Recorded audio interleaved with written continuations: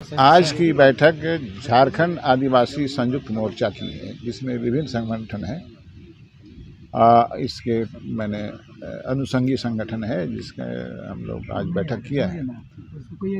आज का मुख्य मुद्दा हम लोगों ने निर्धारित की है कि आज राज्य के में जो हालात बनी है, उसमें सरकारी पदाधिकारी की स्पॉन्सरशिप भूमिहरी जमीन जो समाज की संपत्ति होती है, जो ट्रांसफरेबल नहीं है, उस पर भी लोग बड़े बड़े अट्टालिका बिल्डिंग बनाए हैं। इस संबंध में वर्तमान परिस्थिति में हमने देखा है, हमने सुना है और हकीकत भी है, जो आपके मीडिया से चाहे अन्य स्रोतों से हम लोग जानते हैं कि पूजा सिंघल के छत्र छाया में पल्स जैसा हॉस्पिटल निर्माण हो गया। उसमें कई तरह की विसंगतताएँ हैं और वह भूमिहरी ज़मीन जो ट्रांसफरेबल किसी भी हालत में नहीं होगा, ऐसे ज़मीन पर 7 मंजिला मकान खड़ा हो गया, 13 मंजिला, और सरकार देखती रहेगी, एजेंसियां देखती रहेगी। हम लोग चाहते हैं कि इस मसले पर सीबीआई इंक्वायरी हो। राज्य के इंक्वायरी से इस पर बहुत मुश्किल है, क्योंकि बड़े बड़े लोग इस पर शामिल हैं।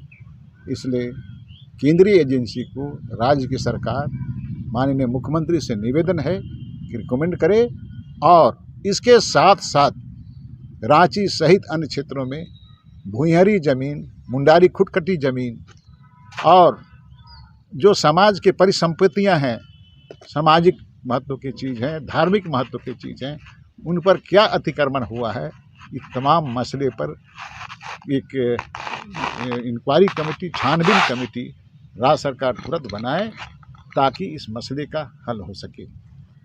आज राज्य में एक नया वातावरण बना है सीएनटेक एसपीटी एक्ट को समाप्त करने का। जिनको कोई मतलब नहीं है वो कोर्ट में चले जाते हैं।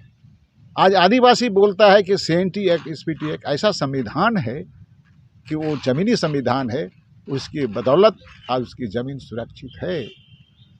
उसके खिलाफ कोई भी आदमी जाता है केंद्र में या कोर्ट में तो आदिवासी विरोधी तत्व है, और आदिवासी विरोधी तत्व को हम लोग निशाने पर रखेंगे, चाहे जो कोई, और बिना मसला किए हुए, मसीबिरा किए हुए, आदिवासी समाज की इजाज़त के बगैर सीएनटेक एसपीटी एक्ट के संबंध में अन्य जाति समूह को बोलने का कोई अधिकार भी नहीं है ना। हम फील करते हैं उसका क्या जरूरत है। और राज्य में वर्तमान परिस्थिति में राज्य सरकार को गंभीर होने की ज़रूरत है। और यहाँ भ्रष्टाचार एक एक अधिकारी के आगोश में छाया, छत्र छाया में, जब 19 करोड़ से संपत्ति, रुपया, नोट का खजाना मिलता है, तो यहाँ के जितने भी अधिकारी हैं, 38 विभाग में कितने भी अधिकारी हैं, चाहे आईएएस हो चाहे प्रदेश के अधिकारी हों, उनके परिसंपत्तियों की जांच होनी चाहिए। आज की डेट में झारखंड लूट खंड हो गया है। घूस खंड तो छोड़ दीजिए, ये लूट खंड हो गया। और इस लूट में शासन की छत्र छाया में प्रशासनिक अधिकारियों का लूट में शामिल होना झारखंड के लिए दुर्भाग्यपूर्ण अवस्था है। ऐसा हम लोग उम्मीद भी नहीं किए थे, झारखंड बनने के बाद ऐसा स्थिति हो। ये सबसे बड़ी दुखद घटना है, समस्या है। और झारखंड में हर व्यक्ति जो सरकारी तंत्र में काबिज है, वह लूटने पर आमदा है। हर आदमी का सोच बनती है कि हम अधिकारी हैं, कर्मचारी हैं, चाहे शासन में रहने वाले मंत्रीगण हैं, उनकी भी मनसा जल्द से जल्द कमाने की दिशा में है। इसका हम प्रतिकार करते हैं, इस तरह भावना का, और हम चाहते हैं कि राज्य में जनता सामने आवे और इससे निजात पाने के लिए संघर्षरत रहें और आंदोलन। हम लोग निकट भविष्य में मनसा किया है कि बड़ी सभा हम लोग करेंगे, जिसमें सभी सामाजिक संगठनों को इन मुद्दों पर हम उनकी भावना को और संघर्ष का जो तरीके हैं उसको रेखांकित करने का हम लोग काम करेंगे। और हम लोग मांग करते हैं कि वर्तमान संघ की जो रोल है पूजा संगल प्रति में लगता है, वो समझते कि मेरे पर अटैक है।